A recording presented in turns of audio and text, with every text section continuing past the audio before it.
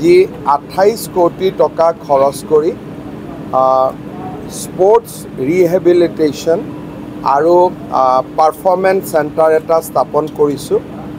Oil India আৰু নুমলীগড় ৰিফাইনেৰিয়ে আমাক সহায় কৰিছে আৰু বিটিসি আমাক এই ঘৰ বা গোটেইখিনি দি সহায় কৰিছে।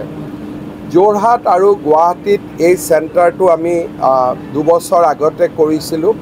25,000 সেশন অলৰেডি 2টা সেন্টাৰতে কমপ্লিট হৈছে আৰু এই সেন্টাৰত প্ৰশিক্ষণ লোৱাৰ পিছত 100 জন প্লেয়াৰ্সে ন্যাশনাল লেভেলত মেডেল পাবলৈ সক্ষম হৈছে।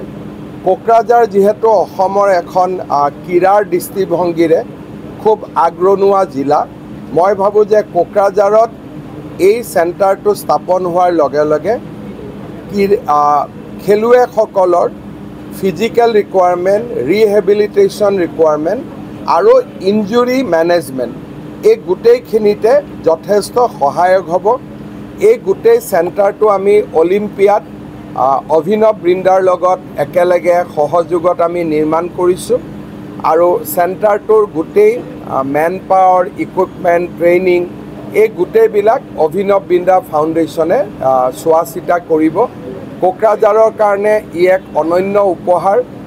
ইণ্ডিয়াৰ কোনো ষ্টেটতে ইমান এডভান্স স্পোৰ্টস ৰিহেবিলিটেশন সেন্টাৰ নাই, ইঞ্জুৰি ম্যানেজমেন্ট সেন্টাৰ নাই।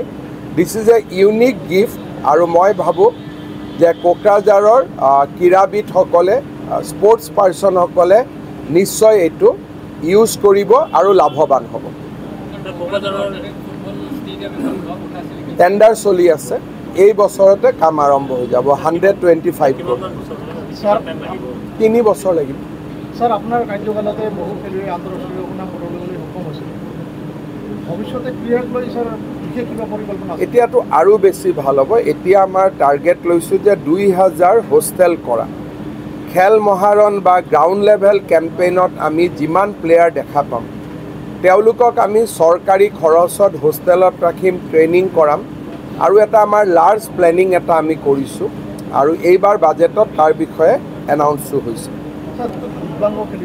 ইয়াতে দিব্যাংগও ৰিহেবিলেট কৰিব পাৰিব। তেওঁলোকৰ কাৰণে বেলেগ কৰি ক্লাষ্টাৰ এটা আছে অকল পেৰা অলিম্পিয়াডৰ কাৰণে। মেডিকেল কলেজতে কৰিব লাগিব, বহুতকেইটা চেণ্টাৰটো চলাব নোৱাৰি। মই চেক কৰি দিম কিয় পৰি আছে বুলি। হ'ব।